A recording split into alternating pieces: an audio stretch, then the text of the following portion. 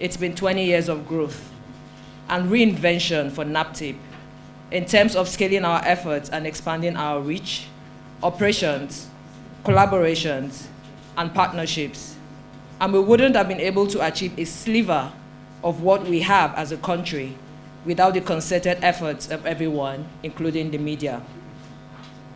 For anyone that has followed the NAPTIP story since inception, has visibly seen the agency progress from its very first command in Benin, Edo State, to offices in 32 states, and the last 7 offices acquired in the past year and a half.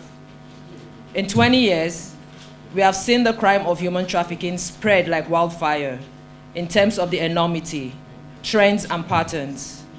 It has not been an easy fight to dismantle these networks, but we remain undaunted.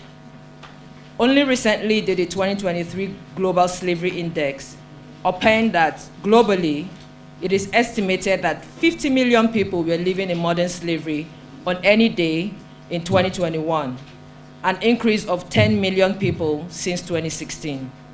What this narrative indicates is the urgent need for a more strategic and deliberate global response to these problems.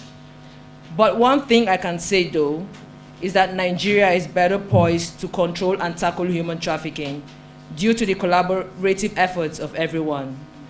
The public is better informed about issues of human trafficking, and that is due to the amplified visibility of NAPTIP. Nigerians have become their brother's keeper, looking out for one another, and this has increased reportage of issues of human trafficking and violence against persons. Sometimes when I reflect on how far we've evolved as a country in controlling the scourge of human trafficking, I would say we are better and stronger. However, it may appear progress isn't being made because of the enormity of what we face as a country, but I can categorically and unequivocally state that traction is being made. As the supervising ministry of NAPTIP, it is worthy celebration bearing in mind that the extent of human trafficking issues we face as a country before creation of NAPTIP and the durable achievement it has garnered in 20 years.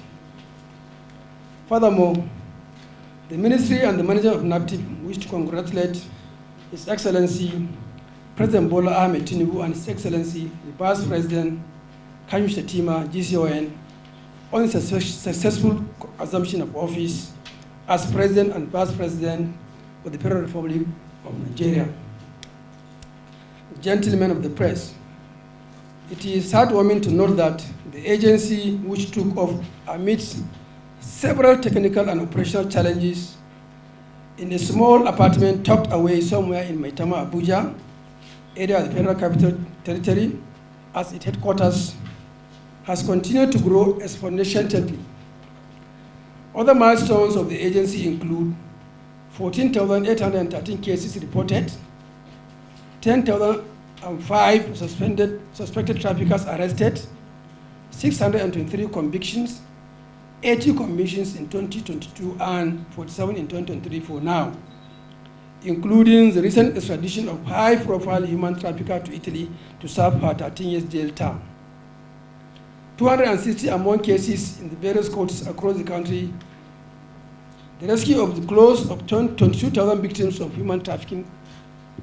Knowing that issues of human trafficking happens mostly at the subnational level, NAPTIP has inaugurated the task force against human trafficking in 22 states. These task forces have, over the years, amplified the fight against human trafficking and enhanced collaboration with NAPTIP at state levels.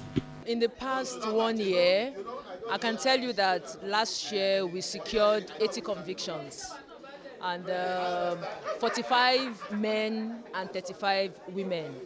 In terms of rescue of victims, we rescued close to 2,800 victims.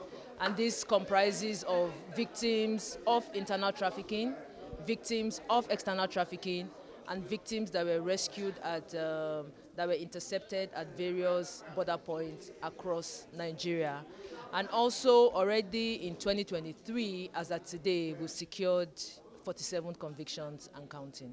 Sexual exploitation, that is the worst form of human trafficking that we see. Then after that is labor exploitation. So sexual exploitation, we have a lot of internal trafficking going on in Nigeria, where people are trafficked within the state and trafficked across state lines for forced prostitution or other forms of sexual exploitation. Then we also have cases where young girls and women are trafficked out of Nigeria for also sexual exploitation.